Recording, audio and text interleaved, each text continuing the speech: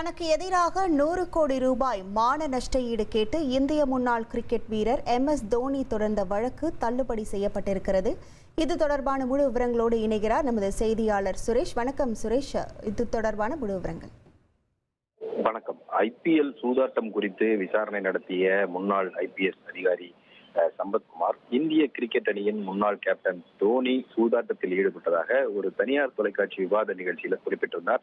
இது தன்னுடைய பெயருக்கு களங்கம் ஏற்படுத்தியுள்ளதாக கூறி 100 கோடி ரூபாய் மான நஷ்ட ஈடு வழங்க வேண்டும் என்ற கோரிக்கையுடன் IPS அதிகாரி சம்பத்குமாருக்கு எதிராகவும் தனியார் தொலைக்காட்சிக்கு எதிராகவும் கிரிக்கெட் வீரர் மகேந்திர சிங் தோனி 2014ஆம் ஆண்டு உயர்நீதிமன்றத்தில் ஒரு வழக்கு தாக்கல் செய்திருந்தார்.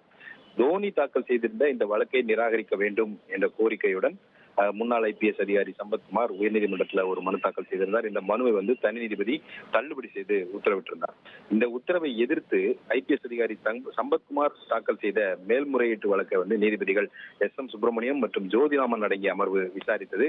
இந்த வழக்கில் அனைத்து தரப்பு விசாரணை முடிந்த நிலையில தீர்ப்பானது தேதி குறிப்பிடாமல் தள்ளி வைக்கப்பட்டிருந்தது. இன்றைக்கு அந்த வழக்கில் தீர்ப்பளிக்கப்பட்டிருக்கிறது.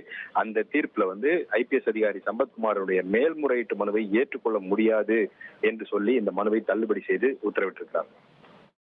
உங்கள் விவரங்களுக்கு நன்றி சுரேஷ்.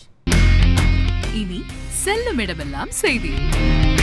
தந்தை டிவியின் வாட்ஸ்அப் சேனலை ஃபாலோ பண்ணினா செல்லருக்கும் இடமெல்லாம் செய்தி. இதோ QR கோட் இப்பவே ஸ்கேன் பண்ணுங்க, ஃபாலோ பண்ணுங்க.